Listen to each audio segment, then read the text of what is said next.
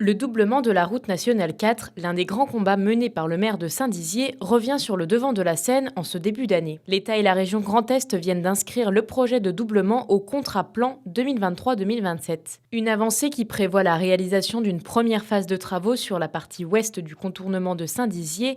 La mise en service devrait se faire en 2030. Il restera ensuite la partie est du contournement jusqu'au viaduc de Marnaval. Le coût total du projet s'élève à 16 millions d'euros. Le transport à Saint-Dizier, tout le monde le sait, c'est un vrai sujet. Moi, je l'ai pris à titre personnel parce qu'on doit vraiment se battre au quotidien sur cette question-là. La RN4 a fait l'objet d'une vraie avancée.